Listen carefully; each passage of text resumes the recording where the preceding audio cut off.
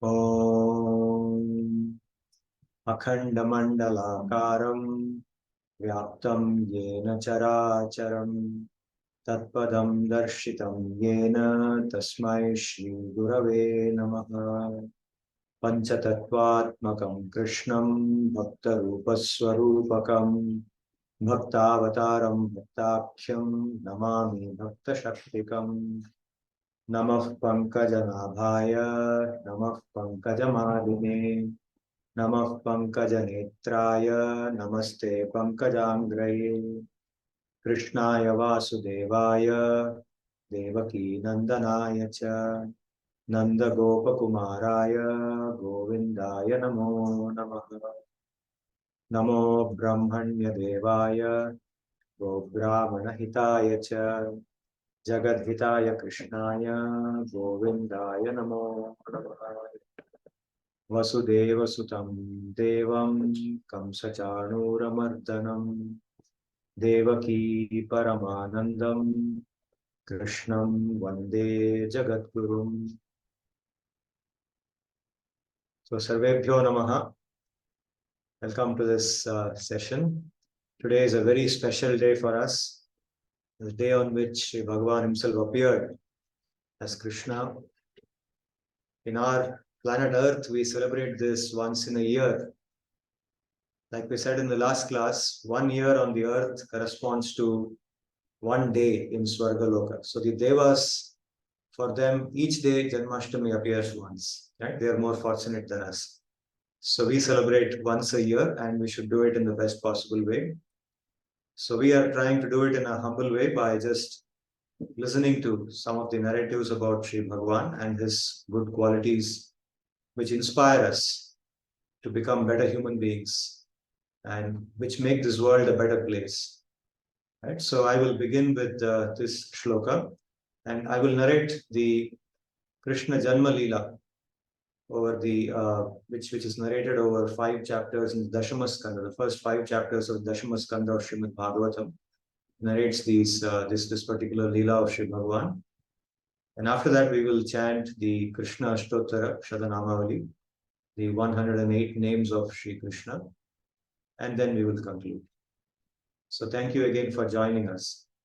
I'll begin with the shloka from the Bhagavatam Dashama Skandha. It says, Nivritta Tarshaihi Upagiya Manat Bhavav Shadat Shrotra Manobiramat Kaha Uttama Shloka Gunanuvadat Puman Virajyeta Vinapashunat. It says, other than those people who kill animals like butchers, or people who just mercilessly kill animals for fun, hunters, butchers, apart from such kind of people who will not want to hear the sweet narratives of Sri Bhagavan, says Nivritta Tashaihi Upagiya Manat, means Sri Bhagavan is of the nature that even those who are free from all desires, all material desires, have a strong desire to listen to him or to hear about him. Such people, and they glorify him. Bhavav Shadat, this samsara, the medicine for the suffering that we experience in the samsara, are the stories of Sri Krishna, the narratives of Sri Krishna. Shrotra Manobhiramat. Not only are they a medicine, normally when we think of medicine, we think of something that is bitter to consume, which is not very pleasant. Right? Medicine is, after all, medicine, it is not food. But Sri Bhagavan's narratives are not like that. They are not only a medicine, but they are extremely sweet to hear. They give us, they make the mind very, very pleasing. They give a lot of pleasure to the mind. There's a very pleasing experience in the mind when we hear Sri Bhagavan's narratives. So they are not only like a medicine, but they're also very pleasing to hear. Uttama Shloka Gunanuvadat. And he is also called Uttama Shloka because he is highly praiseworthy. He's a person who deserves the best praise because he has excellent qualities. He's filled with excellent qualities. So anybody, any human being, okay, apart from somebody who is really hard-hearted, will want to hear these narratives. So keeping this as the background, we will proceed to relish the story about Sri Krishna's appearance and why he appeared, what made him appear in this world, and what his intention was. That is the purpose of today's session. So our narrative begins with Mother Prithvi, our Prithvi Ma, the Bhumi on whom we are living. So once, towards the end of the Dwapara Yuga, okay, that is the Yuga just before the current Kali Yuga, it is said that when Dwapara Yuga was nearing the end, the Prithvi was burdened with several kings who were very wicked in nature. A lot of Dushta Rajana, they had taken birth on this Prithvi. And they were doing all kinds of adharmic activities. They were troubling the people. They were following their own dharma, which is to trouble others and try to seek pleasure for themselves. And by which Mother Prithvi, who is supporter of dharma, who preserves dharma, on whom dharma rests, she became extremely troubled. So taking the form of a cow, a goat, she visited Shri Brahma, Brahmadeva, who lives in Satyaloka. Right? So she went to Satyaloka. Now, when we say Prithvi Ma visited, what we mean is the deity. See, every object in this universe has a presiding deity. Similarly, our planet Earth, the planet on which we are staying, when we say Prithvi Ma visited Brahma, we don't mean the planet went to Brahma. No, we mean the deity, the Devi, who is the presiding deity of this planet. She visited Brahma. She's also called Bhuma Devi. Okay. So hearing her troubles, Brahma, along with the other devas, they went to see Vishnu. Which form of Vishnu? The form of Vishnu called as Shira Udakashayi Vishnu. Shira Udakashayi Vishnu. This is the form of Vishnu who rests on the ocean known as the Ksharasagara. Ksharasagara is an ocean made of milk, kheer. It's made of milk, and on that he resides on Anantashesha. So he's always resting there on Anantashesha and residing over the entire universe. So Brahma and the other devas went to him. They stood at the edge of the Ksharasagara and they offered their prayers to him. They chanted what is called the Purusha Sukta. And so chanting like that, they explained the reason for their visit. And they said, "Oh Bhagavan, please help us. Please guide us as to what we should do next." So then Brahma goes into a trance. He goes into a samadhi as he starts thinking about what Sri Bhagavan wants to tell him. And in that samadhi, he hears a voice. And through that voice, Sri Bhagavan communicates to him about what he will next do. He says, "I will take birth as an avatar, as one of my incarnations on this planet, on Bhumi, and I will then take care of all these problems." So our story next goes to the scene on the earth where Vasudeva and Devaki have just got married. And Kamsa, who is the cousin of Devaki, cousin brother of Devaki, much elder to her, and also the son of the ruling emperor at that point of time in that land known as Bhoja Desha or Andhaka Desha in Mathura, keeping his capital at Mathura, Ugrasena, the king Ugrasena's son, Kamsa. He is the brother of Devaki. He is actually the cousin of Devaki. He is not the own brother of Devaki. Devaki's father's name is Devaka. So he takes care of, because he is the key person, right? Brother plays an important role in the marriage. So after the marriage of Vasudeva and Devaki, Kamsa is riding the chariot and taking them to the house of Vasudeva. Vasudeva is the son of Shurasena. So as they are going, what happens? The Bhagavatam narrates this. Pati pragrahinam kamsam abhashya aha ashariri vak asyaha tvam ashtamo gharbo kantayam vahase abudha. So this voice is heard in the sky. It's called Asharira Vak. Asharira Vak means it's an unembodied voice. There is no body. There's nobody who's seen, who's speaking this. It's like some unseen speaker in the sky. Right? So suddenly this voice is heard and it says, "Abudha, oh fool." It's addressing Kamsa. It's not talking to anybody else. It's talking to Kamsa. It says, "Oh fool, Yam Vahase, the girl whom you are carrying on this chariot, Asyaha, Ashtamo Garbho, the eighth child of this very girl whom you are carrying, this child will become your hanta, your killer, will kill you. And what was Kamsa doing at that point of time? It says, Pati Pragrahinam Kamsam. So Kamsa was sitting on the chariot and he himself was driving the chariot, right? Because he is the chief guest, he is the main person there. He is now handed over his sister to a new bridegroom. So he's playing that role, and suddenly he hears this voice which tells him that this very girl's whom you are carrying so with so much love, this girl's eighth child will become your killer. So hearing this, what does he do? Now, ityuktaha sa kalaha papo bhojanam kulapamsunah, sorry, bhaginim hantumarabdham khadgapanihi kache agrahit. So here, Kamsa's reaction is described. As soon as he hears that voice, what was his reaction? So Kamsa is described by two very apt adjectives here. Kalaha. Kalaha means a person with very bad character, who has no moral values, who's very bad character, wicked person. Papaha. He is a papi. Bhojanam kulapamsanaha. Bhojanam kulapamsanaha. Kulapamsanaha means a person who is going to bring bad reputation to his own kula, to his own dynasty. A person who brings a bad reputation to his own dynasty is called kulapamsanaha.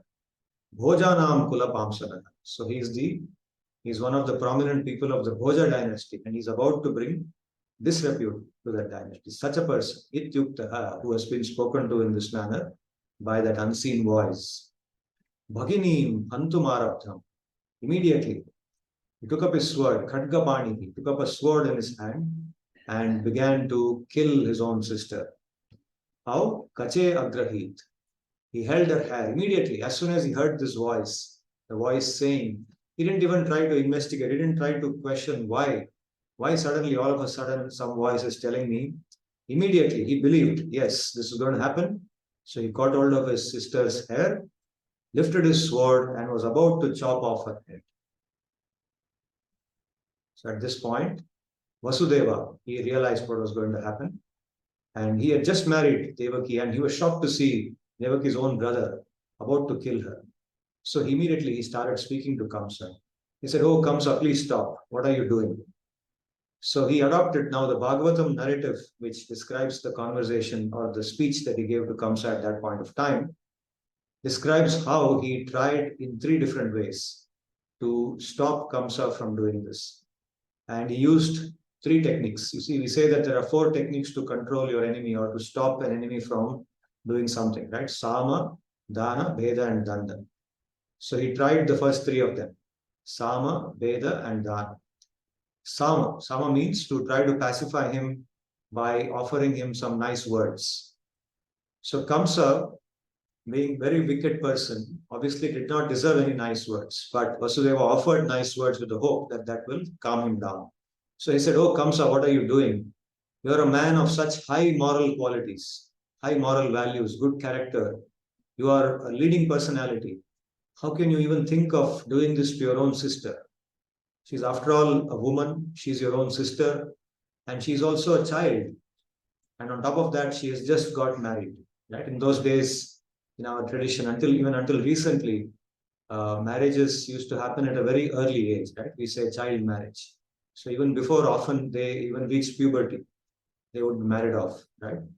So at a very young age, this child, you are so much older. How can you kill her? You are a man of great qualities. How can you do this?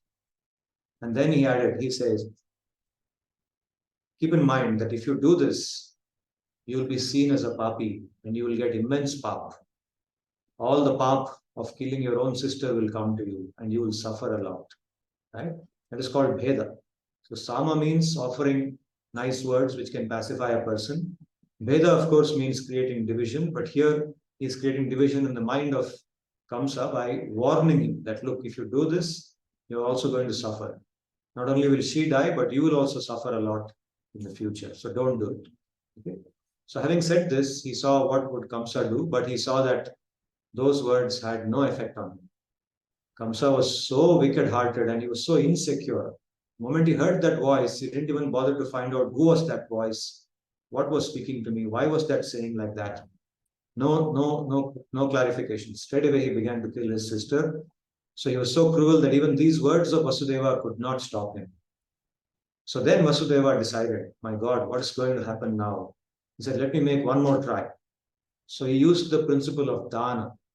Dana in normal niti means giving the person something in wealth or bribing. Today we say bribing, right? To bribe somebody and try to stop him from doing something harmful. So he said, look, Kamsa, what did that voice say? The voice said that the child of Devaki will kill you, not Devaki, right? Devaki is not going to kill you, but some child, that too, not the first child, but the eighth child. So why are you killing Devaki? I will give you all the children. Let's kill the children. Each time a child is born, the eighth child particularly will be handed over to you. So please don't kill your own sister. Let her go. And that worked. That last thing that he tried, he said, that's the last thing I can do because I can't fight with him. The fourth one is danda, right? Danda means you go ahead and punish that person. You fight with him, you attack him. But Vasudeva is not in a position to attack Kamsa, right? So he tried that last one, dana, and dana worked. Kamsa immediately said, yes, that's a good idea. Why should I kill this girl? After all, it's not she who is going to kill me. It's the children of this girl who are going to kill me, or the child, specifically the eighth child which is going to kill me. So it's enough if I get that child and kill that child. And Vasudeva is not only saying, I'll give you the eighth child, Vasudeva says, I'm going to give you all the children. So I can kill all of them, and that's enough. That will keep me safe, right? So he was convinced. So thankfully, Kamsa stopped the crime that he was going to do and continued riding the chariot. Shortly thereafter, the first child was born to Vasudeva and Devaki, and that was named Kirtiman. There was a lot of happiness, but at the same time, Vasudeva knew that I have made a promise to Kamsa, so I have to hand over this child to him for killing. So Vasudeva goes to Kamsa with the child and hands over the child to him with a lot of respect. He says, Kamsa, I promised you, and here it is. And now you can decide whether to kill this child or not. So seeing Vasudeva approach him with such sincerity, Kamsa's heart, even though it's very hard, it gets softened. He says, this person, he trusts me so much that yes, he has even brought this child, his own child. He's so happy with the child, but still he wants to keep his promise. He has brought the child. This man is a man of great character. So he becomes soft and he thinks that after all, the voice which told me, it said that the eighth child of Devaki will kill me, not the first child. So why should I kill this poor child? It is just newborn. So he hands the child back to Vasudeva and he says, no, I don't want to kill your child. When the eighth child is born, then we will see. Please go back. Okay, so Vasudeva is very happy, so he takes him back. But even as he's going back, his heart tells him that, look, this guy cannot be trusted. After all, he was ready to kill his own sister on the day of her marriage, just after her marriage. He was going to kill her, and so this fellow, he is not trustworthy. Anyway, let me take this child back and pray for the best. So after this incident, Narada Muni, who is Sri Bhagavan's Shuddha Bhakta, he comes to Kamsa. Narada's intention is to try to make Sri Bhagavan's appearance, Bhagavan's manifestation as quickly as possible, right? He doesn't want it to be delayed. So he tells Kamsa, I've come to advise you on something. I have some realizations. He says, look, Kamsa, the Devas are all born, have taken birth already in this universe, particularly on this earth and in your own dynasty and around this place in Gokula, in Braja. All the Devas have come, and they have come because they want to assist Sri Bhagavan perform his Leela. And what is Sri Bhagavan's mission? He wants to eradicate all the asuras, all the daityas who are troubling this bhumi. So Sri Bhagavan will shortly come and he will fulfill his mission. And all these devas, they are there in your own family. Your own family members, some of them are these devas, they have taken birth and they are now working with you. So he tells this to Kamsa. Kamsa hears all this and he becomes very concerned. Narada leaves the palace and goes away. He doesn't say anything more. So when Narada says these things and goes away, Kamsa becomes extremely disturbed. He says, now, what can I do? Vishnu has already decided to kill me. Vishnu is my greatest enemy, and he's making plans to kill me. I should not let this happen. So immediately, he decides to take action. What does he do? Let's see that. Risher vinirgame kamsaha yadun matva suraniti devakya garbha sambhutam vishnum cha swavadham prati. Immediately after Narada Muni leaves, Risher vinirgame kamsaha yadun matva suraniti, having accepted that the yadus around him are actually devas. They are not just people of his dynasty, but they are actually devas who have been born there. Devakya garbha sambhutam vishnum cha svavadham prati. And that child who is going to kill me is actually Vishnu, who will appear in the garbha of Devaki. Understanding that, Devakim vasudevam cha nigrihya nigadair grihe jatam jatamahan putram tayor ajana shankaya. Says Devaki Vasudevam cha nigrihya nigadair grihe. So both Devaki and Vasudeva immediately, because they are the center of this whole trouble for Kamsa, right? So immediately he catches hold of them, and in the same house where they are living, in his palace, he chains them. He binds them with chains and arrests them. He makes that house into a prison, or their rooms where they are staying into a prison, into a jail. And then Jatam Jatam Ahan Putram. Jatam Jatam Ahan Putram. Every single child, every single son, Putram, because all the sons which are born one after the other, they are all sons. No daughter is born. So all the sons which are born one after the other, he goes on killing them. One after the other, he kills them. Right? There's no more consideration of eighth child, first child, nothing. He knows that they have come, they are coming ultimately to kill him. So he kills each and every one of them. He doesn't want to leave anything to chance. Tayor Ajana Shankaya. Ajana means, the word Ajana refers to Vishnu. So Tayor Ajana Shankaya means suspecting that any of the children could be Vishnu. After all, that voice said the eighth child, but Vishnu cannot be trusted. Maybe he said the eighth child, but he will trick me and he may come as the first child also. So, thinking that any child could be Vishnu, he kills all of them, one after the other. Mataram pitaram bhratran sarvamscha suhrudastatha gnanti yasutrupo lubdhaha rajanaha prayasho bhuvi. So this shloka is a general shloka. It says that kings, rajanaha, he asutrupaha means a person who takes pleasure in killing others or troubling others. Such a person is called a asutrupa. Sutrupa is a person who not only wants to satisfy himself, but also wants to take pleasure or takes pleasure in seeing other people suffering, other people being killed. So he kills other people for his own enjoyment. So such kings, what do? They kill their own father, their own mother, their own brothers, their sisters, their own dear relatives. They have no mercy upon anyone because they get pleasure in killing others. So they don't see this person is my father, this person is my mother, this person is my brother, sister, nothing. Right? So such kings, they are reckless in their desire for enjoyment. Their desire for enjoyment and pleasure is so high that they don't discriminate at all. They lose all discrimination. And Kamsa becomes like that. And Kamsa is a king of that nature. Atmanam hi sanjatam janan prag vishnuna hatam mahasuram kalanemim yadubihi savyarudhyata. So Kamsa recollects that he actually himself is none other than a demon called Kalaneni. Mahasura. He was a Mahasura.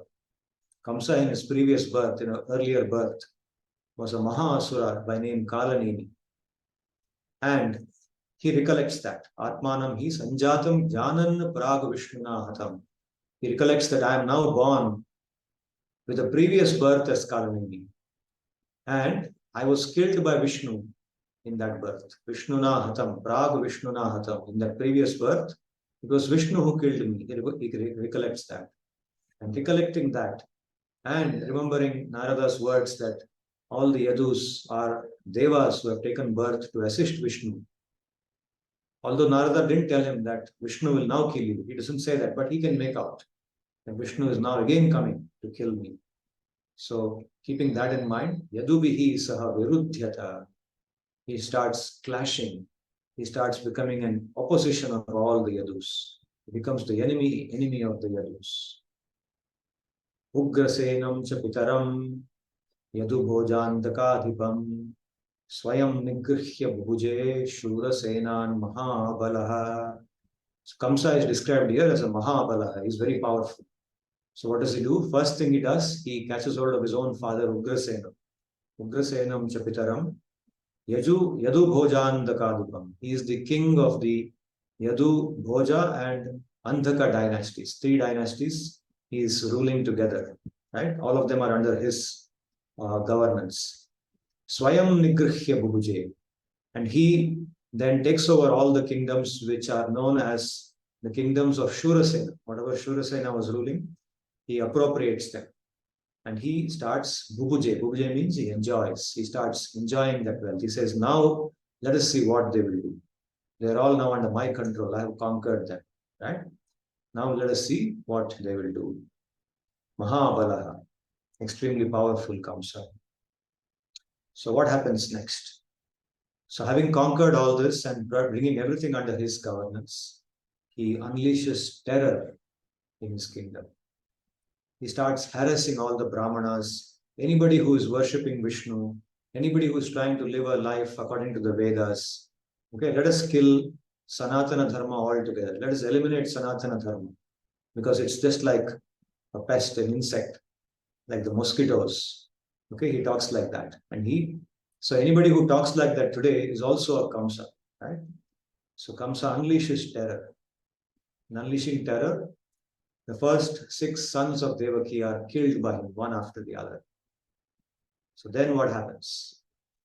Then Shri Bhagavan tells his own Amsha, Anantasesha. See, Anantasesha on which Shri Bhagavan rests, he is not a different entity. It is Bhagavan himself.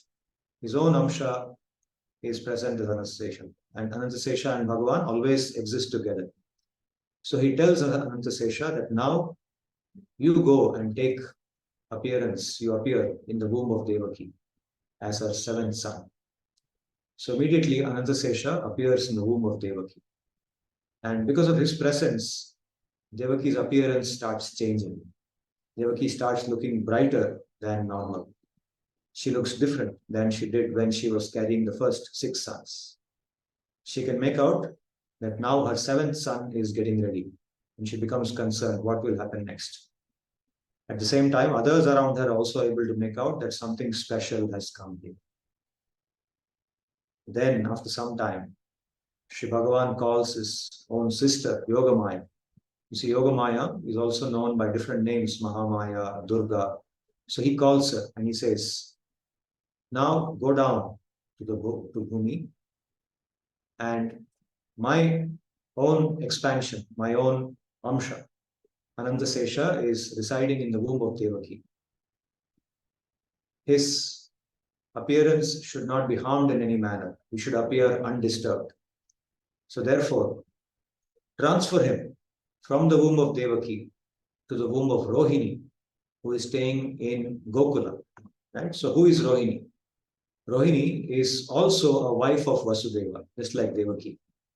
Vasudeva had 16 wives, of which Devaki and Rohini were 2. And they appear in the story. Rohini is another wife of Vasudeva, and she has been now sent away from Mathura. Where has she been sent away to? She has been sent to Gokula. What is in Gokula? In Gokula stays Nanda and Yashoda and all the cowherds, the Gopalakas. The Gopalakas the Govrajakas, they all stay in Gokula, right? That's called Brajabhumi. Brajabhumi is a place where the guy, they wander, roam. That's why it's called Braja, because it's a place where the go roam about freely. They are grazing all the time, right? And the Gopalakas are grazing them. They are happily, they're living very happily. That's called Brajabhumi, right? So there, Nanda, who is the king of the Brajavasis, and his wife Yashoda, they are staying. And Nanda and Vasudeva are very close to each other. They are just like brothers. They consider each other like intimate brothers. Even though they may not be blood brothers, they are like intimate brothers. So that's a very safe place to send your wife to if she's in danger here, right? Because Kamsa can do anything. Kamsa has not killed Devaki, but he may suspect that some child born to another wife of Vasudeva might kill me. So Vasudeva sends all his wives away from there. Only Devaki is residing with him. All the other 15 wives have been sent to different places for their safety. And Rohini has been sent to the house of Nanda in Gokula. So Rohini is now residing in Gokula, and Shri Bhagavan instructs Yogamaya to transfer Anantasesha from the womb of Devaki to the womb of Rohini. And Yogamaya does exactly that. So she comes down, and in a very short while, she transfers Anantasesha to Rohini's womb. And now Rohini is carrying a child. That child is Anantasesha. So at that time, what happens here? Here, everybody sees that suddenly Devaki has no longer a child in her womb. So they conclude that Devaki's seventh child has had a miscarriage, or Devaki has had a miscarriage, and the seventh child has died in the miscarriage. So this news spreads, and Kamsa thinks that, okay, I was about to kill the child anyway, but now the child has died by itself. That's a good thing for me, right? So the seventh child is gone. Then what happens after this? Bhagavan api vishvatma bhaktanam abhayankaraha avivesha amshabhagena manaha anakadundube. Anakadundubi, the last word in this shloka, is another name of Vasudeva. When Vasudeva was born to his mother, that time a lot of musical instruments were sounded in great happiness that a great child has been born to us. And two of those instruments, they are named here. Anaka. Anaka is a drum, is a form of drum. Dundubi is also a form of drum. So two types of drums, Anaka and Dundubi, they were also played at that point of time. A lot of, like we play Mridanga today, right? A lot of sound was made with them in happiness. So he got the name Anaka Dundubi. He's called Anaka Dundubi because Anaka and Dundubi were played at the time of his birth. So Anaka Dundubehe Manaha, in the mind of Vasudeva, what happened? Shri Bhagavan Vishwatma, Shri Bhagavan, who is the master of this entire universe, Vishwatma, who is the Atma of the universe. Bhaktana Abhayankaraha. He is a person who brings about fearlessness. Abhayankaraha. Bhayankaraha means that which causes fear. Abhayankaraha means that which removes fear, or that which causes fearlessness. So Shri Bhagavan here is described as Bhaktanam Abhayankaraha, one who causes fearlessness in the minds of all his bhaktas. So what did he do? What did Bhagavan do? Avivesha, he appeared, Amshabhagena, as a portion of himself, or as himself, in his own form. Manaha Anuka Dundubehe. In the mind of Vasudeva, Shri Bhagavan appeared as his own self, in his own form. Sa Bibhrat Paurusham Dhama Bhrajamano Yatha Ravihi Durasado Ati Durdharsho Bhutanam Sambhavuvaha. Saha Vasudeva Bibhrat, he carried now. Because Shri Bhagavan appeared in his mind, or appears in his mind, what happens to him? Sa Bibhrat Paurusham Dhama. The effulgence, you see, Shri Bhagavan is self-effulgent, means his body is always shining with light. He's just like the sun. He doesn't need an illumination. You don't need a light to see him. If he comes in your room, he will shine so much that You have to close your eyes. He's so bright, right? He doesn't need a light. He's self-visible, self-effulgent. So now he was in Vasudeva's mind, and Vasudeva started appearing like that. Because of his presence in his mind, Vasudeva started shining. He became brilliant. He became bright. He became effulgent. Rajamano yatharavihi. He was shining just like the sun. He appeared like the sun had appeared in a house. He became Durasadara. Durasadara means that which is difficult to approach. Ati durdharshara. Very difficult to attain. Bhutanam sambhabuvaha. He became like that for all the others around him. Others could not go near him because he was so bright. The appearance of Sri Bhagavan in his own mind made him so bright that others found it very difficult to even go near him, approach him. That became Vasudeva's appearance. Tato jaganmangalam achyutamsham samahitam shurasutena devi dadhara sarvatmakam atmabhutam kashta yathanandakaram manastaha. What happened then? Then Devaki. So Vasudeva then transferred Bhagavan, who was residing in his mind, to the mind of Devaki. So this is how Sri Bhagavan appears. First he appears in the mind of Vasudeva, and then Vasudeva transfers him, because he has to appear, he has to take birth from the womb of Devaki. So first he transfers him to the mind of Devaki. And then now it's described what happened to Devaki. Tato jaganmangalam achyutamsham samahitam shurasatena devi. So Devaki became a person to whom Vasudeva had transferred that entity, Jaganmangalam Achyutam, that entity who was the cause of all the auspiciousness, or who is the cause of all the auspiciousness for the entire universe. So that entity was Samahitam. Samahitam means just like you deposit something somewhere, you deposit a check in a bank.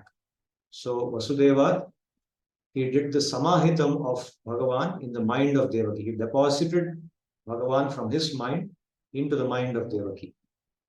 And she, Dadhara, means she bore. Dharan kiya, Hindi mein. English we say bore or bear. Dharan kiya. Kisko dharan kiya? Sarvatmakatma bhuta bhutam. Sarva atmaka, sarvatmakam atma bhutam. He is sarvatmaka. Shri Bhagavan is sarvatmaka. He is present as the Paramatma in every Atma. He is present inside every Atma. That is sarvatmaka. Atma bhutam, who has appeared in his own self. He has appeared himself. That Bhagavan, such a Bhagavan, kashta yathanandakaram manastara. And because of that, Devaki appeared just like the moon, anandakaram. The moon appears in the eastern direction. When the moon rises, when the full moon rises, it appears in the eastern horizon, right? And how it appears so beautiful at that time, Devaki appeared like that. Anandakaram means that full moon is one which gives us so much happiness. When we look at the full moon rising in the east, we become so happy. So Devaki appeared like that. She was shining like the full moon and so blissful. She was looking so blissful. Sa Devaki sarva jagan nivasa bhuta nitaram nareje bhojendra gehe agnishikhe ruddha Saraswati Jnana Khale Yatha Sati. So how did Devaki appear at that time?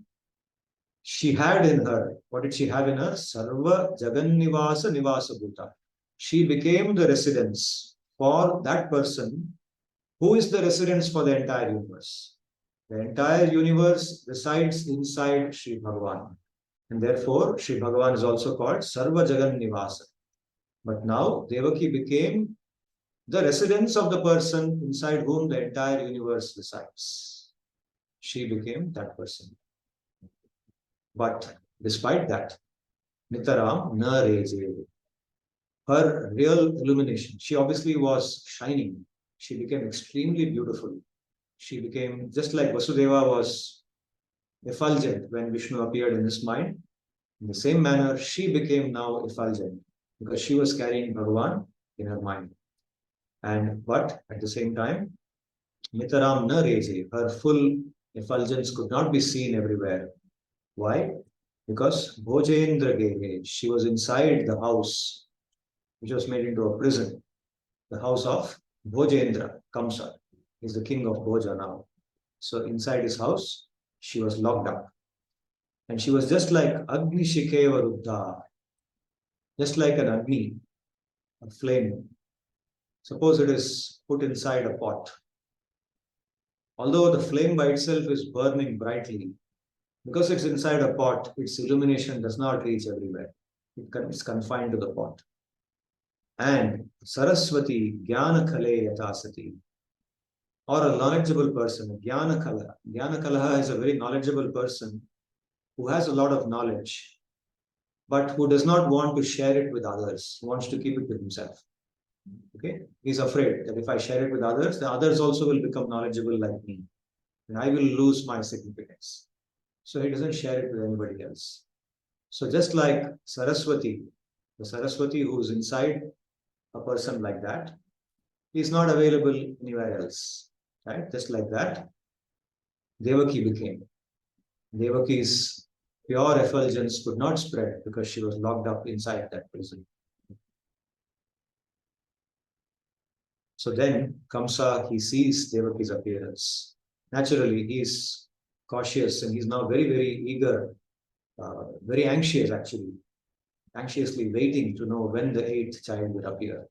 So as he is pacing about, he suddenly sees Devaki, and he, seeing her beauty, seeing her extraordinary beauty now, she never looked like this before. And suddenly she is shining, becomes so beautiful. So he understands that now Vishnu has come inside her. He can make out. So as this happens, Kamsa becomes more and more disturbed and he's not able to sleep at night. He's all the time thinking that any moment Vishnu will be born. And he's very worried. He's extremely worried. He doesn't know what to do. He's thinking, should I kill Devaki right away?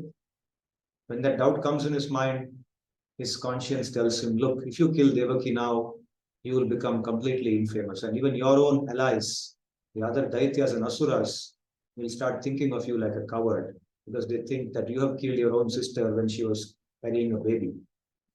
So please wait. Wait for the child to be born. The moment the child is born, you can kill it. Vasudeva will anyway come and hand over the child to you, so you can kill it. Nothing to worry. So he tells himself to be patient, he withholds himself, he constrains or restrains himself and patiently waits. In the meantime, all the devatas, they are extremely happy. All over the universe, the word spreads. The word of mouth spreads that Sri Bhagavan has finally appeared. We have been praying for his appearance, but now he has actually appeared in the womb of Devaki. So they are very, very impatient. They are even more impatient than Kamsa to see him. So they come down to the prison house and they go to Devaki's room and they start offering prayers. So this chapter of Bhagavatam describes elaborately the prayers that they offer to him, and they eagerly urge him to make his appearance and save this planet. And accompanied with that is all the changes in the environment. It is said that the entire earth was also very happy because she had been praying for this, and now she knows that any moment Sri Bhagavan himself will appear. So the entire earth becomes beautiful. Everywhere the trees are flowering, the plants are flowering, the rivers are flowing with water. They are everywhere there is happiness in the environment. The skies, the clouds are, dancing in the air. The beauty of the environment also is described in the Bhagavatam, how everything in the world changes when this happens. They are all eagerly waiting for Sri Bhagavan to appear. At this point, what happens? Mumuchuhu munayo devaha sumanamsi mudanvitaha mandam mandam jaladharaha jagarjuhu anusagaram. So the devas, they are showering flowers along with the great sages, the devas and the munis and the devas. They are all showering flowers everywhere because they are just waiting for this moment to come. And Jaladharaha means the clouds in the sky. Mandam, they are rumbling. Very softly they are rumbling. They don't want to make a harsh noise, but they are rumbling. They are making thunder. They are rumbling with thunder softly, just like the ocean, the sound of the ocean, which has a very pleasant sound. When you hear the sound of the ocean, the waves coming on the shore, a very pleasant sound is produced. So they're trying to produce a pleasant sound, just like the ocean. Nishite tama udbhute, jayamane janardane, devakyam devarupinyam vishnu sarvabhashayah, avirasi yatha pracyam dishinduriva pushkalaha. It's the time of midnight. Tama udbhute. Nishita kala means the time of midnight. Tama udbhuta means when darkness is at its peak. It is pitch dark, extremely dark. It's the time when Vishnu appears. Jayamane Janardani, at the time that Vishnu likes to appear. Devakyam, Devarupinyam, in Devaki, who is in the form of a beautiful goddess, Devarupini. She's Devarupini. She's not just Devaki now, she's Devarupini. She's just like a beautiful goddess. In that beautiful goddess, Vishnu, Sarva Guhashaya, he has now taken his place in the womb of Devaki. Sarva Guhashaya Vishnu, Avirasit, manifests himself outside. Avirasit means Avirabhut. His Avirbhav happens. He manifests himself externally from the body of Devaki. How? Yatha Prachyam, just like in the eastern direction, Prachi Dishi, Prak Disha means the eastern direction, Yatha Prachyam Dishi, Induriva, Induhu means the moon, just like the moon, Pushkalaha. What kind of moon? Not the moon of Ashtami. The Ashtami moon is only small kala, but Pushkalaha means a moon which is complete in all its kalas, in all its amshas, means the full moon. How does the full moon look like when it just comes out of the horizon in the eastern direction? It is beautiful. It's large. It is yellowish, bright yellow in color. It looks extremely beautiful, right? If you're driving on the highway, I don't know if you've had this experience, but if you're driving on the highway sometime and suddenly you see this full moon coming out of the horizon, you're likely to stop your car for some time and watch that moonrise. It is so beautiful. So in just that manner, Vishnu suddenly appears in the pitch of darkness. It's also symbolic here. It's also the real time he appeared, and also symbolically interpretable that the pitch darkness of the midnight was dispelled by the appearance of this beautiful moon in the prison of Devaki. Right from the womb of Devaki, he appears. So this is the birth of Sri Bhagavan, and it happened on the day which we are celebrating today as Janmashtami. At the pitch of midnight, at the time of midnight called Nishita Kala, he appeared. So immediately after he appears, in what form does he appear? He appears in the form of Vishnu, right? Not as his original form of Krishna, but as a form of Vishnu. And he has his forearms displayed, and he's fully decorated. The Kaustubha Mani is on his chest. The Srivatsa is seen, that the mark of hair, the golden hair, the tuft of hair on which Sri Lakshmi resides on his chest. The crown that he has, the shining crown. The forearms carrying the Shankha, the Chakra, Gada, Padma, his beautiful body, everything is visible. He appears in that form in front of Vasudeva and Devaki. So Vasudeva sees him and realizes what has happened. He says, finally, all the promise that he made to us is come here. And Vasudeva bows down to him and he offers his prayers. So here in the Bhagavatam, the elaborate prayers that Vasudeva offers, acknowledging him as the Supreme Bhagavan and praying to him for his blessings. This happens. And after he finishes his prayers, Mother Devaki offers her prayers. She understands that Sri Bhagavan has appeared in her womb and she prays and she offers her prayers. She also offers her concerns. She expresses her concerns that now Kamsa will come running to kill you. And I want that you be very safe. Nothing should happen to you, right? As a mother, every mother, even if she knows God is born to her, first thing she is concerned that her child should be safe. So to Vasudeva and Devaki, Sri Bhagavan is a child. So when this happens, Sri Bhagavan responds to them, right? He tells them, after he hears their prayers, he says that I have come in response to your desires, that I should be your son.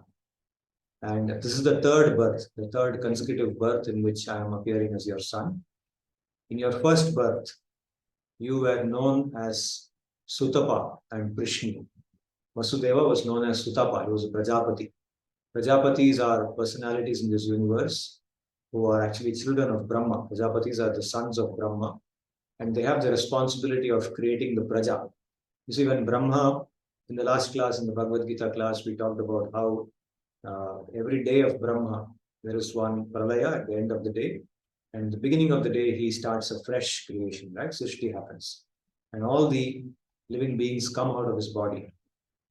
So at that point of time, in order to create a structured population in the universe, what Brahma does is he creates a set of living beings called Prajapatis. So in the Swayambhuva Manvantara, the first Manvantara in this Kalpa of Brahma, it's called the Swayambhuva Manvantara. One of the Prajapatis was Sutapa. And Sutapa and Prishni, his wife, they pray to Sri Bhagavan, and satisfied with their prayers, Sri Bhagavan appears before them. And he asks them, what do you want? They say that we want a son who is just like you, who has all the good qualities that you have, who is unrivaled, who is unparalleled like you. We want a son, we are very desirous for having a son like that. So Sri Bhagavan says, yes, tathastu, I bless you with a son like that. After he disappears, Sri Bhagavan realizes that the only way I can fulfill this boon is that I should appear as their son. Because they want a son who is just like me, and there is nobody who is just like me. Only I am just like me. So he appears as their son. So in that incarnation, he is known as Prishnigar. Right? He appears there as their son. In the second birth of Vasudeva and Devaki, they are known as Kashyapa and Aditi. Aditi and Kashyapa. So Sutapa becomes Kashyapa and Prishni becomes Aditi. And in their womb, he appears as Vamana, the story of Bali, Vamana and Bali. And now, this is their third birth, Vasudeva and Devaki, and Sri Bhagavan appears in his original form as Krishna. So he responds like that. And after that, he becomes a child. He becomes a small baby. He no longer displays the Vishnu form. He becomes a quiet child. He stops talking and he lies down as a child. And he's just like any other human baby. He takes that form. Now, at the same time that Sri Bhagavan has appeared from the womb of Devaki, his sister Yogamaya, whom he had given the task of transferring Anantasesha from the womb of Devaki to the womb of Rohini, that Yogamaya has taken birth in Gokula. And where has she taken birth? She has taken birth in the womb of Yashoda, the wife of Nanda. So at exactly the same time that this baby is born here, Sri Bhagavan is born as a baby in the womb of Devaki, Yogamaya takes birth as a child of Yashoda. So Vasudeva, after Sri Bhagavan becomes a child, gets the realization that now is a time for me to save this child. Sri Bhagavan wants this. So he lifts the child and he starts walking out of that room. That room is locked. He's inside a prison house. But the moment he comes near the door, the lock opens up. By the influence of Yogamaya, what has happened is that all over, everybody falls asleep, except two people, Vasudeva and Devaki. Other than Vasudeva and Devaki, everyone else in that region has fallen asleep. So when Vasudeva comes near the door, by the inspiration that he gets from inside, by the direction that he gets from inside, that now I should carry this child out of this place, not to the hands of Kamsa, but to some other place. So as he comes near the door opens. The guards on the side have fallen asleep. He walks out of the palace of Kamsa. As he is walking out, there is intense rain falling. Just like now outside our house, rain is falling, right? This is the rain, this is a monsoon time. Right? This is the time, every time Janmashtami happens, there is rain. So just like that, when he walks out of the house, there is rain falling. And he sees that Anantasesha is just behind him. He's acting like an umbrella. So Anantasesha comes there and acts as an umbrella and is walking behind him, is moving behind him. So he's undisturbed by the rain. So as he walks and walks and walks, he reaches the shore of Yamuna. And Yamuna is flooding because of the rain, intense rain. Yamuna is in torrential flood. But that doesn't disturb Yashoda, that doesn't disturb Vasudeva. Because he sees in front of him that Yamuna waits. She makes a path for him to walk across. Vasudeva just steps forward and the path is clear. He walks very calmly, just like you and I walk on a path in a garden. He just walks across the Yamuna and reaches Gokula. Right? Gokula is on the other side of Yamuna from Mathura. Even today it's like that. Mathura and Gokula are on opposite sides of the Yamuna river. So he reaches Gokula and he walks straight to the house of Nanda. He enters the house of Nanda. Everybody in the house is sleeping. He goes straight to the room of Yashoda. Yashoda is in deep sleep there. Yashoda has a child next to her. The child has been born to her.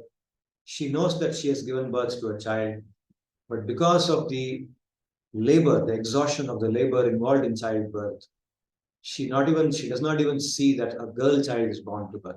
She just falls asleep. So Vasudeva places this baby that he has brought, the male child, next to Yashoda, picks up the girl child and walks out of the house. He comes out of the house and goes back by the same path. Anantasesha is with him. He takes the same path back to the house from where he came, to Kamsa's house. He enters his room. Devaki is waiting for him. He places the child next to Devaki and he lies down on the bed. The first thing he does after lying down is he takes the shackles, the iron shackles, and ties himself up in the same way that he was before. So this is the set of events that happen immediately after Sri Bhagavan's birth. And as soon as that happens, the girl child starts crying loudly. When the girl child starts crying, the guards wake up and the news spreads in the palace that the 8th child of Devaki has taken birth. So immediately Kamsa is woken up from his bed. Kamsa anyway has been spending sleepless nights. So he's woken up to this sound. He gets up. He realizes that now the 8th child has come and his death is imminent. So he jumps out of that room and starts running towards the room of Devaki to kill the child. So as he is running, it's described in the Bhagavatam that he's not even walking properly. He's walking like an intoxicated person because his mind is in panic, complete panic. He stumbles over himself. He falls down the stairs. He picks himself up and again he runs. He's like a man who's running away from an enemy, but actually he's running towards his enemy, right? When he reaches Devaki's room, he sees that there's a child lying there. He picks up the child and he is about to kill it.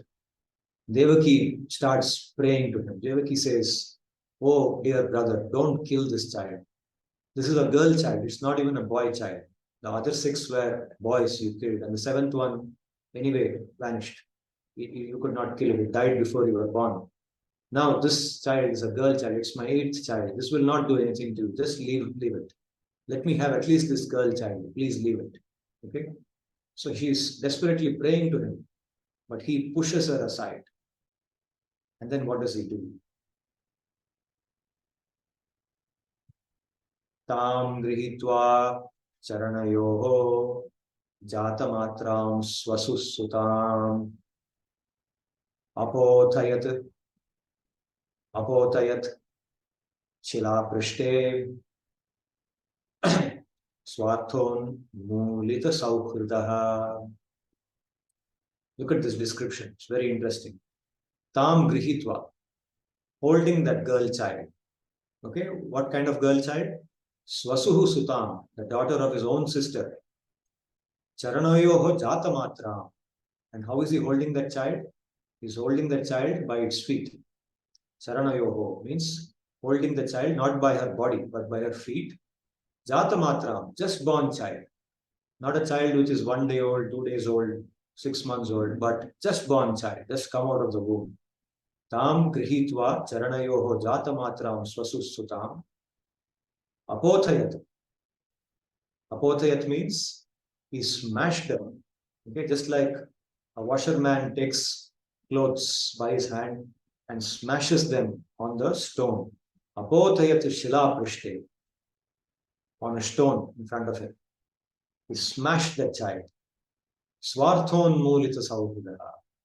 He was so much in panic that he wanted to immediately kill the child. He didn't want to think what will happen next. Just takes the child, holds her by the legs, and smashes the child on a stone in front of him.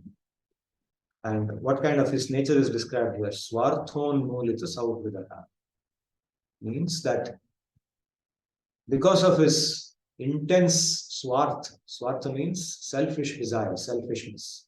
Because of the intense selfishness to protect himself at any cost, he is a man who has severed swartha unmulita sauhridara. He has severed the relationships he had with all his relatives, including his father, mother, brother, sister, everything. He has no relatives now. Everything has been severed because of his selfishness. Such a person, he is now killing his sister's daughter by smashing that baby very cruelly on a piece of stone because he thinks that by doing so, he will save himself. And then what happens? Sa tadhastat samutpatya sabjo devyambaram gata adrishya tanuja adrishyata anuja vishnoh sayudha ashtamaha. So does the girl child get killed when that happens? Not at all. Sa tad tad tad hastat samutpatya. Tad hastat samutpatya. That girl child jumps out of his child or jumps out of his hand. Tad hastat samutpatya. Jumps out of his hand. Sadhya means instantly. At that same instant that he's trying to smash the child on the rock, the child comes out of his hand. Devyambaram gata, and she goes to the sky. She goes to the sky. Adrishyata, she became visible to him. Anuja Vishnu, she became visible as what? Not as that baby anymore. She is no longer visible as a small baby, but as the sister of Vishnu. In what form? Sir, Ayudha Ashtamahabhuja. Means she became a person who had 8 hands. Ashtamahabhuja, 8 great hands. Ayudha Ashtamahabhuja. And in each of those hands, she was holding a weapon. So she comes out of Kamsa's hand. She assumes a beautiful form of a goddess, the sister of Vishnu. And she's now having 8 hands. And each of those hands is holding a weapon. Divya Sragambara Alepaha Ratnabharana Bhushita Dhanushule Dhanushuleshu Charmasi Shankachakra Gadadhara. So it's described what she looked like. She was ornamented. She had all the ornaments and flowers and everything decorating her body. She was very beautifully decorated. And she was Ratnabharana Bhushita. Several shining ornaments were on her body. This is Durga, Mother Durga. And what was she holding in her hands? Dhanuhu, the bow. Shula means like a javelin, a spear. Ishuhu, arrow. Charma, a shield. Asi, a sword. Shanka, Chakra, Gadadhara. Shanka means a conch. Chakra means like Sudarshan Chakra, a wheel. Gada is a mace, Gada. Gadadhara. Shanka Chakra Gadadhara. She was holding Shanka Chakra Gada. So 5 instruments of 5 weapons to kill others, and then Shanka Chakra and Gada. Okay, 8 arms were filled with these 8 weapons. Siddha Charana Gandharvaihi Apsaraha Kinnaro Ragaihi Upahritoru Balibihi Stuyamanedam Abravit. And what more? Siddha Charana Gandharvaihi. By these living beings. There are various types of living beings in this universe, and some of them are Siddhas, Charanas, Gandharvas, all these living beings. By them and by Apsaras, all the Apsaras, Kinnara. Kinnara is also a type of living being. And Uragai. Uragai means the Nagas, the different types of species called the snakes. So Siddhas, Charanas, Gandharvas, Apsaras, Kinnaras, Nagas, all of them. What were they doing? They were Stuyamana. They were offering the prayers to her. Kamsa could see. So we have a description of what Kamsa was seeing. Kamsa was seeing all this. They were all offering their prayers to her. And what were they offering their prayers with? Upahrita Urubalivihi. They were holding various types of marvelous offerings. Uru means wonderful or huge, large. Wonderful offerings, large offerings were being made to her, made to Durga, Mother Durga, and they were offering her prayers. And such a Durga, Idam Abravit. Idam Abravit means she now spoke these words. She now spoke these words. So what were the words she spoke? Kimmaya hataya manda jataha kalu tavanta krita yatra kvava purva shatruhu mahimsihi kripanan vritha. She says, Kimmaya hataya manda. Oh, stupid fellow. Manda means a stupid fellow, dull-witted fellow. Kimmaya hataya. What is the use of trying to kill me? Jataha kalu tavanta krita yatra kvava. The person who is going to kill you has taken birth in some other place. He is not here at all. What is the point in killing me? I am not the one who is going to kill you. And who is the person who is going to kill you? Purva Shatruhu. He is a person who has killed you earlier also. The same person is again going to kill you. That person, Purva Shatruhu, he is going to kill you and he is somewhere else. He is not here at all. Mahimsihi kripanan vritha. So, don't, for heaven's sake, now go around killing all the children. Don't do that, because there's only one person who is going to kill you, not all the children around. Okay, so she foresees what he's going to do. So foreseeing that, she says, don't kill. Kripanan means these helpless, people who are helpless, the children, other children. Because he's looking for a child, right? So he's going to kill some child. So don't kill any random child. Don't kill any child. There's only one child who is going to kill you. That is available somewhere. So after saying this, Kamsa is now completely shocked. He's shocked, he's taken by surprise, he doesn't know, he's completely confused. So in that state of helplessness, he's completely helpless. So he immediately bows down in front of Devaki and Vasudeva and he begs for forgiveness. He says, I have done so much pap and I have killed all your children. I have put you in jail. I have tried to kill my other people also. And I am a very wicked person. So please forgive me. I will change. I will no longer be like this. Please forgive me. I will now free you from this prison. You see, in a state of confusion, in a state of complete fear, anxiety, a person doesn't know what to do. So in that state, he goes against what he was trying to do and he does this. He liberates, he leaves Vasudeva and Devaki from prison and they start living a normal life. So he goes back to his palace and he calms down. After coming down, he consults his ministers. Now his ministers, they're all wicked people. The most wicked people have become his ministers, right? So they tell him, oh Kamsa, you are a very powerful person. You should not give up. You have all our support and you have the support of people like Jarasandha. Jarasandha is your own father-in-law and he's a very powerful king. Right? Who is this Vishnu? Vishnu is just a cowherd boy. He's just going to play around with cows and so on. So what if he has taken birth somewhere? We can easily deal with that.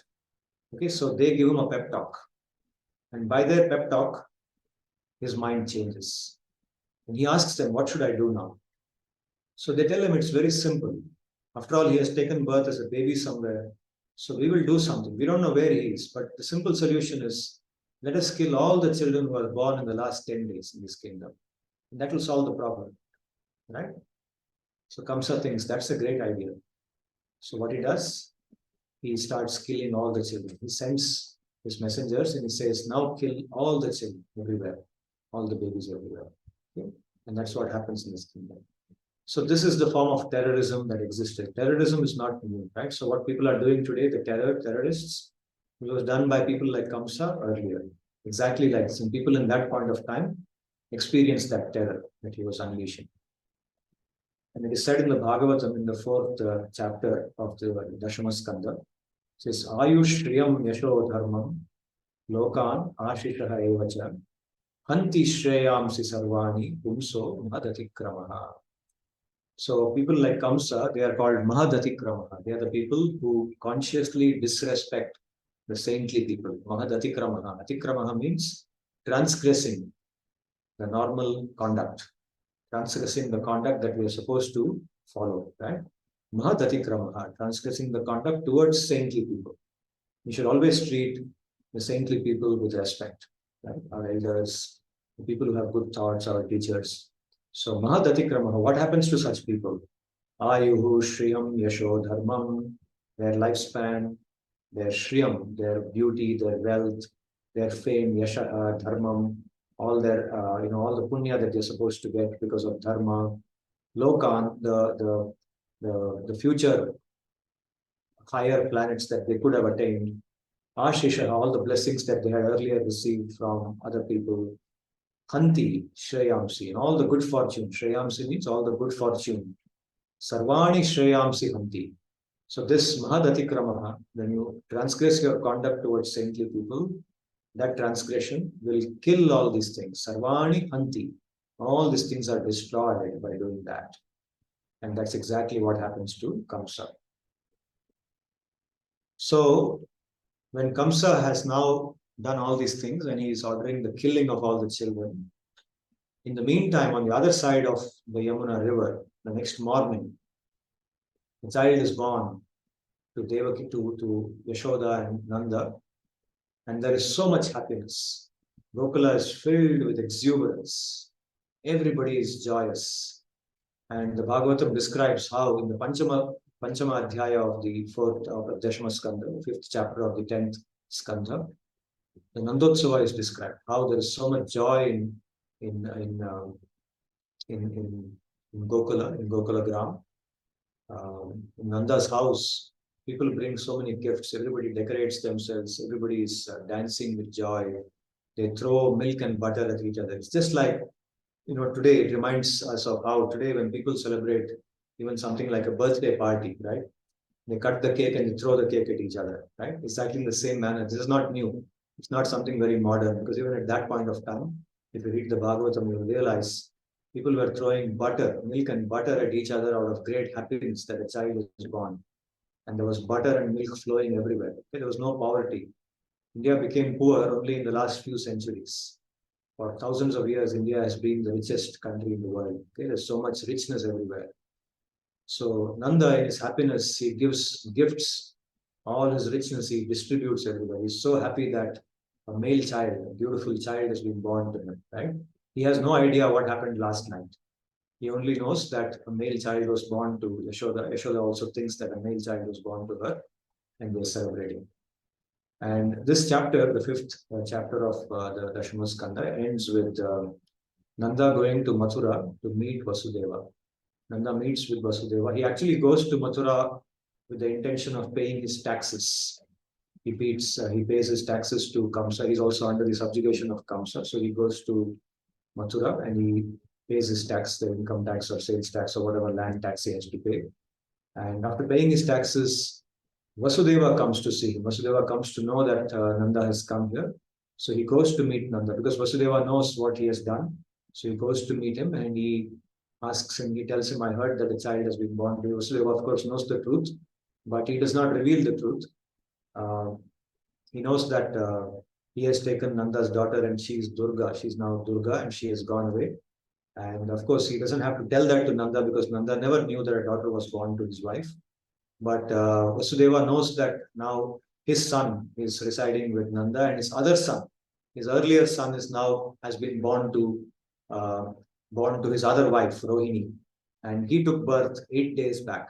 Okay, Balaram took birth. Anantasesha appears as Balaram in the womb of Rohini, from the womb of Rohini.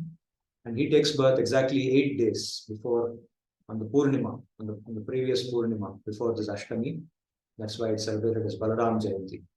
And he knows that his son, both his sons are now in the house of Nanda. But Nanda only knows about Balaram being Vasudeva's son. He does not know about Krishna being Vasudeva's son also. And so he thinks he's his own son. Vasudeva lets him enjoy that happiness. And Vasudeva inquires about the well-being of Krishna, about well-being of Rohini, of the children. And Vasudeva then tells him that don't stay here anymore because Kamsa is recklessly killing everybody. Anybody he thinks is saintly, anybody he thinks can have a connection with that child, he's killing. So please go back to your own land and you'll be more safe there than you are here. So hearing that, Nanda leaves from there and goes back. So this Dashama Skandha of the Bhagavatam has actually 90 chapters. And we have heard only 5 of them because of the want of time. Going through all those 90 chapters is actually so much more pleasurable. It gives so much more happiness because those chapters, they narrate the different activities that Sri Bhagavan performed as Krishna.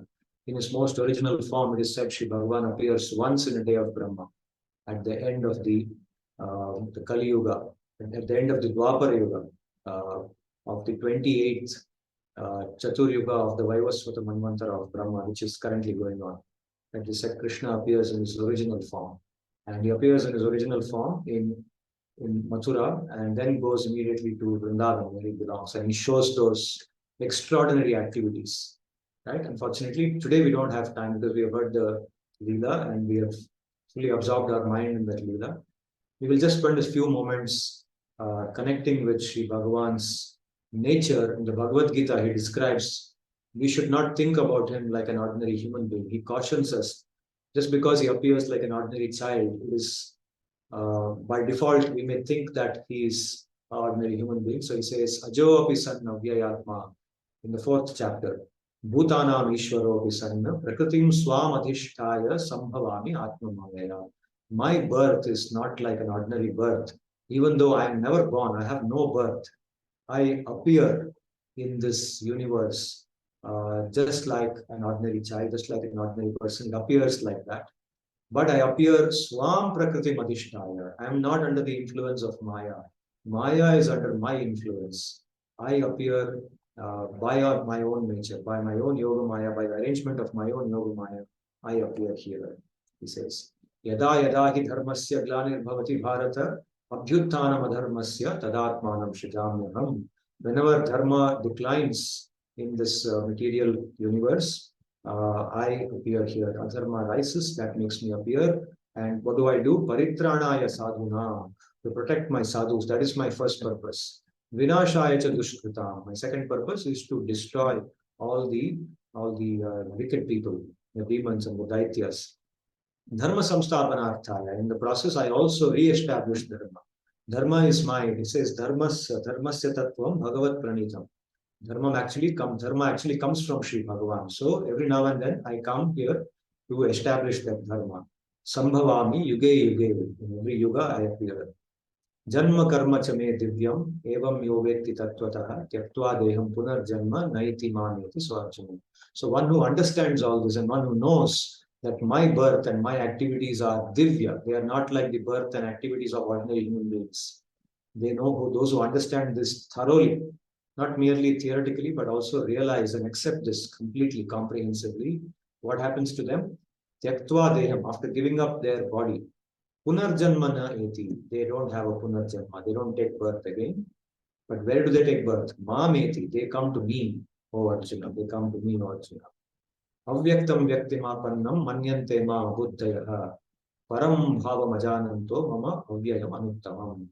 The abuddhaya, the foolish people, they think that I am avyakta, and actually avyakta, he is described as avyakta, but they think that I am just avyakta all the time. I don't have any form. I am always unmanifest. But I have appeared now. When they see me like this, looking like a human being, they think that I am actually not having this form. This form is not my eternal form, but I have just appeared like that for the sake of human beings, because they don't know my eternal nature as that. They don't know that I appear in my actual original nature. They think this is just an artificial nature. It is not an artificial nature. He says, Avajananti mam mudaha. So the earlier shloka was in the 7th chapter of Bhagavad Gita. Now he repeats the same thing in the 9th chapter. He says, Avajananti mam mudaha.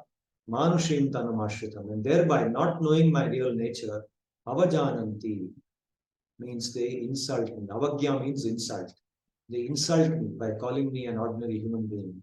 They say he's just an ordinary king who became smart. He's just like a smart guy. He's just a smart guy who performs some smart activities. There's nothing more special about him than that. Param bhava majananto mama bhuta maheshwara. They don't know that I am the Maheshwara, the supreme Ishvara of all the living beings. Naham prakashaha sarvasya yoga maya samavitaha. I am not visible to everybody. I am not prakasha. I am not available. I am not easily understood by everybody. Why? Because I am yoga maya samavitaha. I am covered by my yoga maya. Mudhoyam nabhijanati. Therefore, the foolish person will never understand me. Loko ma ajam avyayam. He will never understand that I am unborn. I am never born. Ajam avyayam. I am avyaya. Means I am inexhaustible. That I never die. Never born and I never die. I don't have a death. Okay? Because many people say that, see, Krishna is just like us. He was also born and he also dies. And that too, he dies in a helpless manner. A hunter shot his arrow and killed him. At least we die more safely, right? But he's so helpless. So people talk about Krishna like that. So he's now refuting all that. He says, don't think about me like that. The Bhagavad Gita is saying this, right? And he says, how should we know him? Ananya chetaha satatam yomam smarati nityashaha tasyaham sulabha partha nityayuktasya yogina. So one who really understands me and is ananya chetaha, means whose mind does not pursue anything other than me, always thinks about me. Tasya aham sulabha partha. For such a person, I am very easy to attain. Nityayuktasya yogina. We did this shloka in the 8th chapter recently, if you recollect, right?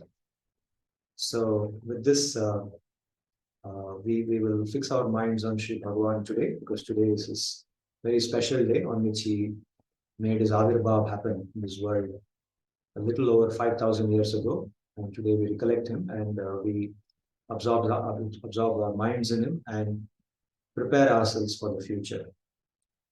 So before I conclude this session, I will also chant the Krishna Ashtottara Shatanamavali, and then we will do our Antyamangalam and conclude.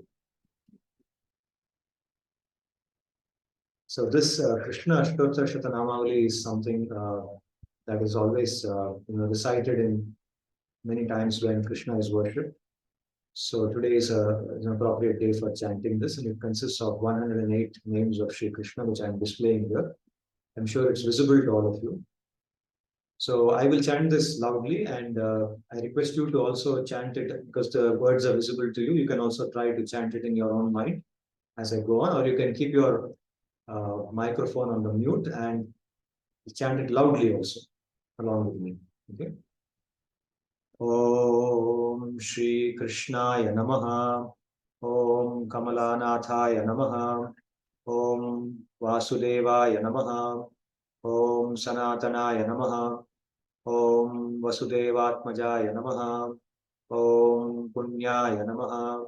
Om Leela Manusha Vigrahaya Namaha. Om Shri Vatsakaustubhadharaya Namaha. Om Yashodavatsalaya Namaha. Om Haraye Namaha.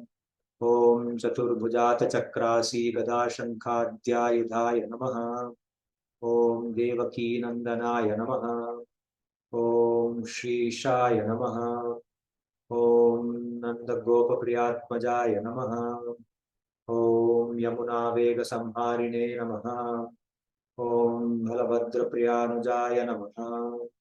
Om Bhutana Jivita Haraya Namaha. Om Shakatasura Bhanjanaya Namaha. Om Nanda Vrajajana Nandine Namaha. Om Satchidananda Vigrahaya Namaha. Om Navanita Nataya Namaha. Om Anaghaya Namaha. Om Navanita Navaharine Namaha. Om Mutukunda Prasadakaya Namaha. Om Shodashastri Sahasreshaya Namaha. Om Tribhangine Namaha. Om Madhura Kritaye Namaha. Om शुकवागामृताब्धीन्दवे नमः। ॐ गोविन्दाय नमः। ॐ योगिनां पतये नमः। ॐ वत्सवाटचराय नमः। ॐ अनन्ताय नमः। ॐ धेनुकासुरभञ्जनाय नमः। ॐ तृणीकृततृणावर्ताय नमः। ॐ यमलार्जुनभञ्जनाय नमः। ॐ उत्तालतालभेत्रे नमः। ॐ गोपगोपीश्वराय नमः। ॐ योगिने नमः। ॐ कोटिसूर्यसमप्रभाय नमः। ॐ इलापतये नमः। ॐ परं ज्योतिषे नमः। ॐ यादवेन्द्राय नमः। ॐ यदूद्वहाय नमः। ॐ वनमालिने नमः। ॐ पीतवासिने नमः। ॐ पारिजातापहारकाय नमः। ॐ गोवर्धनाच्चलोद्धत्रे नमः। ॐ गोपालाय नमः। ॐ सर्वपालकाय नमः। ॐ अजाय नमः। ॐ निरञ्जनाय नमः। ॐ कामजनकाय नमः। ॐ कञ्जलोचनाय नमः। ॐ मधुग्ने नमः। ॐ मथुरानाथाय नमः। ॐ द्वारकानायकाय नमः। ॐ बलिने नमः। ॐ वृन्दावनान्तसञ्चारिणे नमः। ॐ तुलसीदामभूषणाय नमः। ॐ श्यमन्तकमणिहत्रे नमः। ॐ नरनारायणात्मकाय नमः। ॐ कुब्जाकृष्णाम्बरधराय नमः। ॐ मायिने नमः। ॐ परमपुरुषाय नमः। ॐ मुष्टिकासुरचाणूरमल्लयुद्धविशारदाय नमः। ॐ संसारवैरिणे नमः। ॐ कंसारये नमः। ॐ मुरारये नमः। ॐ नरकान्ताय नमः। ॐ अनादिब्रह्मचारिणे नमः। ॐ कृष्णाव्यसनकर्षकाय नमः। ॐ शिशुपालशिरश्चेत्रे नमः। ॐ दुर्योधनकुलान्तकाय नमः। ॐ विदुराक्रूरवरदाय नमः। ॐ विश्वरूपप्रदर्शकाय नमः। ॐ सत्यवाचे नमः। ॐ सत्यसङ्कल्पाय नमः। ॐ सत्यभामारताय नमः। ॐ जयिने नमः। ॐ सुभद्रापूर्वजाय नमः। ॐ जिष्णवे नमः। ॐ भीष्ममुक्तिप्रदायकाय नमः। ॐ जगद्गुरवे नमः। ॐ जगन्नाथाय नमः। ॐ वेणुनादविशारदाय नमः। ॐ वृषभासुरविध्वंसिने नमः। ॐ बाणासुरकरान्तकाय नमः। ॐ युधिष्ठिरप्रतिष्ठात्रे नमः। ॐ बर्हिबर्हावतंसकाय नमः। ॐ पार्थसारथये नमः। ॐ अव्यक्ताय नमः। ॐ गीतामृतमहोदधये नमः। ॐ कालीयफणिमाणिक्यरञ्जितश्रीपदाम्बुजाय नमः। ॐ दामोदराय नमः। ॐ यज्ञभोक्त्रे नमः। ॐ दानवेन्द्रविनाशकाय नमः। ॐ नारायणाय नमः। ॐ परब्रह्मणे नमः। ॐ पन्नगाशनवाहनाय नमः। ॐ जलक्रीडासमासक्तगोपीवस्त्रापहारकाय नमः। ॐ पुण्यश्लोकाय नमः। ॐ तीर्थपादाय नमः। ॐ वेदवेद्याय नमः। ॐ दयानिधये नमः। ॐ सर्वतीर्थात्मकाय नमः। ॐ सर्वग्रहरूपिणे नमः। ॐ परात्पराय नमः।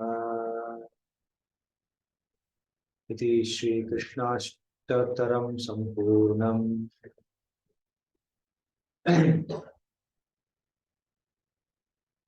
ॐ स्वस्ति प्रजाभ्यः परिपालयन्तां न्यायेन मार्गेण महिषाः गोब्राह्मणेभ्यो शुभमस्तु नित्यं लोकाः समस्ताः सुखिनो भवन्तु। ॐ तद्विष्णोः परमं पदं सदा पश्यन्ति सूरयः दिवीव चक्षुरा ततं तद्विप्रासोरुपन्यवो जागृवायुं सस्समिन्धते विष्णोर्यत्परमं पदं पर्याप्त्या अनन्तरायाय सर्वस्तमोतिरात्र उत्तममहद्भवति सर्वस्याप्त्यै सर्वस्य जित्यै सर्वमेव तेनाप्नोति सर्वं जयति। ॐ शान्तिः शान्तिः शान्तिः। हरि ओम।